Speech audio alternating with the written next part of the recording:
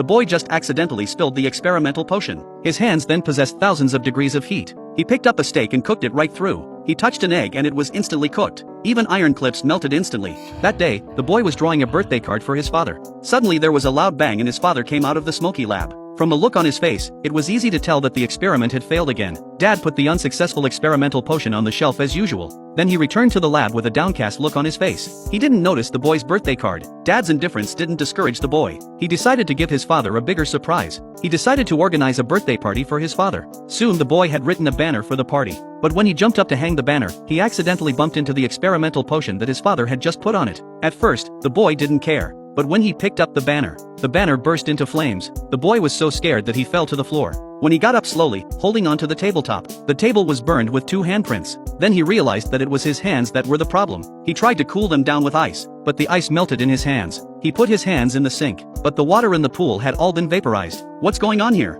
He couldn't take care of that. He had to make a cake for his dad. He quickly took out the butter and threw it into the blender before it melted. Then it was time for the eggs. He picked up the egg and cracked it, and it turned into 2 hard-boiled halves. What should he do? The boy had a bright idea. He got a straw and a clip. He succeeded in sucking the yolks and whites into the blender. The next step was to put in the sugar. But when the boy tried to get the sugar with the tongs were softened by the heat of his hands. Then the boy thought of cloth gloves. So he poured the sugar with his gloves. But the gloves soon gave out. Now all that was left was the final step of pouring the flour. The boy had the bright idea to burn a hole in the bag with his finger. When he had the required amount of flour, he closed the door. When everything was ready, the boy started the mixer. Finally, he poured the ingredients into the baking pan and covered the oven. As the boy waited excitedly for the cake to come out of the oven, Dad came out of the lab. He looked at the kitchen, the empty flasks and the burnt gloves. He seemed to understand everything. The boy felt uneasy, but he timidly brought out the baked cake, because he wanted to keep the party going. But when he picked up the candles, they all melted without exception. When his father saw this, he helped the boy pick up the candles, and showed him how to use the heat of his fingers to light the candles.